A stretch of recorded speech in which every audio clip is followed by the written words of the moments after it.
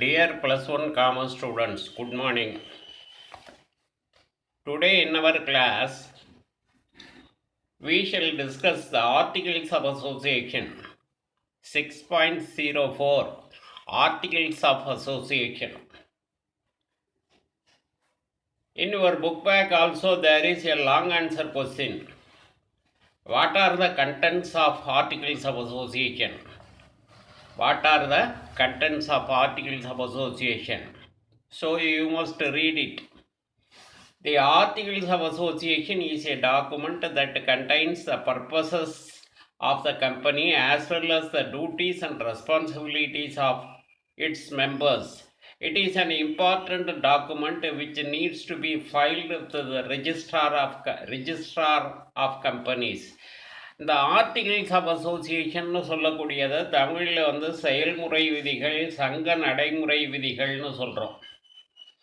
செயல்முறை விதிகள் அல்லது சங்க நடைமுறை விதிகள்னு சொல்கிறோம். இந்த விதிகள்ங்கிறது ரெண்டாவது முக்கியமான ஆவணம். ஆவணம் அமைப்பு முறையீடு, memorandum of association is a first document, is a primary document.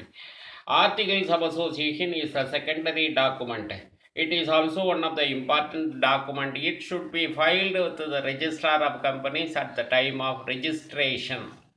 ஒரு கம்பெனியை கூட்டுப்பங்கு நிறுவனத்தை பதிவு செய்வதற்காக பதிவாளர்கிட்ட போகிறப்ப இந்த ஆர்டிகிள்ஸ் ஆஃப் அசோசியேஷனுங்கிற இந்த ஆவணத்தையும் ரெடி பண்ணி இதையும் நம்ம அவர்கிட்ட கொடுத்தாதான் பதிவு செய்வாங்க. அதனால் செயல்முறை விதிகள்ங்கிறது நிறுவனத்தினுடைய மிக முக்கியமான ஆவணமாகும். இதில் உறுப்பினர்களோட கடமைகள் பொறுப்புகள் தெளிவாக கூறப்பட்டிருக்கும். நிறுவனத்தை பதிவு செய்வதற்கு நிறுவன பதிவாளர்கிட்ட இந்த சங்க நடைமுறை விதிகள் செயல்முறை விதிகளை நாம் தர வேண்டும். These are the bylaws of the company. These are the bylaws of the company. பைலாஸ்னா துணை விதிகள். நிறுவனத்தை எவ்வாறு நடத்த போகிறோங்கிற விதிமுறைகளை உள்ளடக்கியுள்ள ஆவணம். These are the bylaws of the company that defines the mode and manner in which the company's business is to be carried on. In the Companies Act, Table A prescribed the model for the articles of companies. Companies ஆக்டில் table ஏல மாதிரி செயல்முறை விதிகள் கொடுத்துருக்குறாங்க.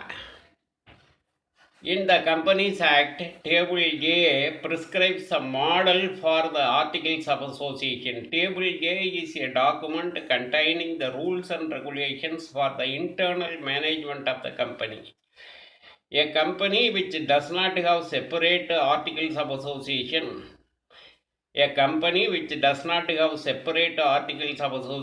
may adopt Table A. என்ன சொல்கிறாங்க, ஒரு company பதிவு செய்வதற்கு முன்பாக பதிவாளர்கிட்ட இந்த செயல்முறை விதிகளை தாக்கல் செய்ய வேண்டும்.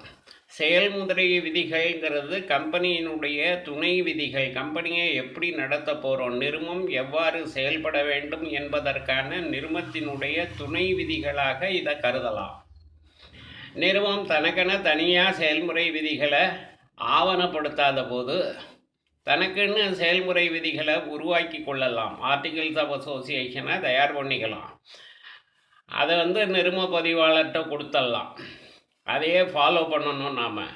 அப்படி தனக்குன்னு ஒரு கம்பெனி செயல்முறை விதிகளை ரெடி பண்ணாத பட்சத்தில் இந்த நிறுவனத்தினுடைய செயல்முறை விதிகளாக எது கொள்ளப்படும்னா, நிறுவன சட்டத்தில் டேபிள் ஏங்கிற தலைப்பில் அட்டவணை ஆங்கிற தலைப்பில் சொல்லப்பட்டுள்ள மாதிரி செயல்முறை விதிகள் நிறுவனத்தில் பின்பற்றப்படும். Now let us see the contents of Articles of Association.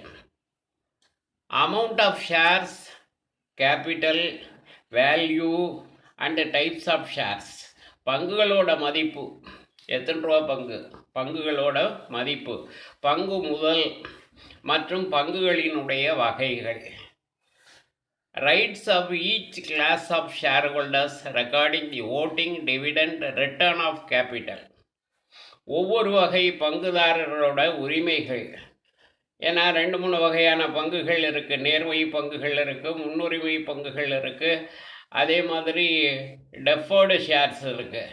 அப்போ அது அந்த பங்குதாரர்களோட உரிமைகள், ஓட்டுரிமைகள், பங்காதாயம், பங்கு முதல திரும்ப பெறுவது, ரிட்டர்ன் ஆஃப் கேபிட்டல், இது சம்பந்தப்பட்ட தகவல்கள், விதிமுறைகள் எழுதப்பட்டிருக்கும், அச்சடிக்கப்பட்டிருக்கும்.